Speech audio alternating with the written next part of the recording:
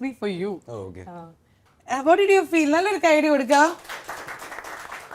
So Mighty Presence Polimani ഷോയിലെ audience opinion ആണ് നമ്മളിപ്പോൾ കേട്ടത്. So what did you feel? ഇത് ഇവര് ഇങ്ങനെ പറയുമ്പോഴേ what did you feel? ഇത് കണ്ടപ്പോൾ സന്തോഷമല്ലേ, രസമല്ലേ? അൽത്താഫ് സന്തോഷം. ബീപ്പ് വരുമെന്നൊക്കെ ഞാൻ പേടിച്ചു. People love you, man. Please. So Altaf, ഈ പ്രേമം സിനിമയില് the role that you did received a lot of love and it was a pan-Indian ഒരു സക്സസ് ആയ ഒരു സിനിമയാണ്.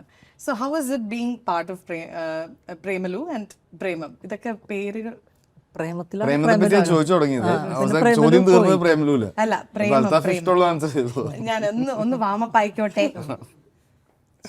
ഞാൻ ആക്ച്വലി ഞാൻ ചോദിച്ച പ്രേമാണ്. പ്രേമമാണ്. അപ്പൊ പ്രേമം ഇങ്ങനെ ഒരു പാൻ ഇന്ത്യൻ ഹിറ്റായി. സോ ആദ്യത്തെ മൂവിയിൽ തന്നെ അങ്ങനത്തെ ഒരു പോപ്പുലാരിറ്റി ഒക്കെ കിട്ടിയപ്പോൾ ഹൗ ഡിഡ് യു ഫീൽ?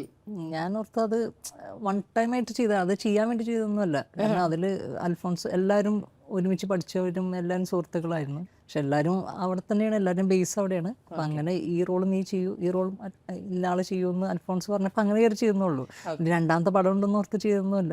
അതിൻ്റെ റിസപ്ഷൻ കിട്ടിയപ്പോഴും അങ്ങനെയൊന്നും ഫീലൊന്നും ചെയ്തിട്ടില്ല. അങ്ങനെ ഓരോന്നോരോന്ന് ചെയ്തു. ഇപ്പോഴും ഇവിടെ ഉണ്ട്. അടുത്ത പടം ചെയ്യുമെന്ന് എനിക്കറിയില്ല.